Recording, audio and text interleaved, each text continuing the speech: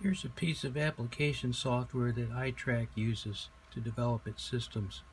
Here we can see some of the things that are measured for each iteration. This is an instance of a genetically involved trader. We can look at the drawdowns over various periods. We can look at the dwell time, how long a trade is held, the total market points gained, etc. So if I start this thing up, we can see that it goes through multiple iterations while it evolves the best solution. Let's take a look at graphically at what it's doing. Okay, so here's the graph of the forecast in this blue line. The red lines are the top and bottom thresholds to take action. In other words, if the buy signal is above the top red line, that signals a buy. If it's below the bottom red line, that signals a sell. Here's the S&P 500 index over the last 20 years. Here's the crash of 2008. And this is the most recent section over here on the left. Okay, so you'll notice this magenta section is the held out segment of data. In other words, the maps train on all the green areas, but this yellow and magenta section are held out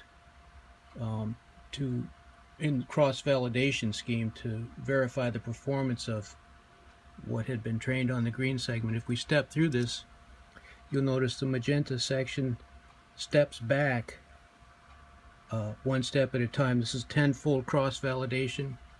So again, this yellow area on the end is out of sample, and the magenta section is out of sample.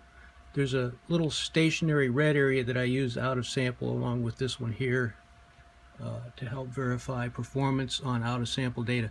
So let's do another iteration. Again, we keep stepping back in time. What we're interested in is the performance on this out of sample segment as it steps back through time. It needs to have the same slope, which is the alpha, and the consistency and the volatility as the rest of the return stream. So this is Itrac's return stream being evolved and validated. And contrast that return stream with the buy and hold of the S&P. That's this blue line. If you use the simplistic buy and hold strategy, which most people do, they're subject to these big drawdowns, the 2008, the 2000 crash, and all these other drawdowns, whereas Itrac is a very smooth, upwardly trending return stream. And it's important, again, that you understand the n-fold, in this case, tenfold cross-validation. So we train on the green areas, but the magenta is always out of sample. It's easy to overfit. It's easy to learn. Just look up examples of the training set, but it's a lot harder to forecast the out of sample data. So that, in a quick nutshell, is that screen. If we look at a map, let's look at the win-loss ratio. We can see the different maps that are used to make the forecast. This particular program uses 16 separate maps. They're all mixed with sine waves of different phases and frequencies to broaden the perspective in a sense. So that's a map.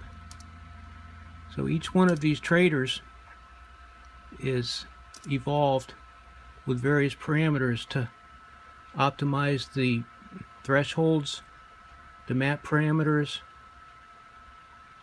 and other parameters.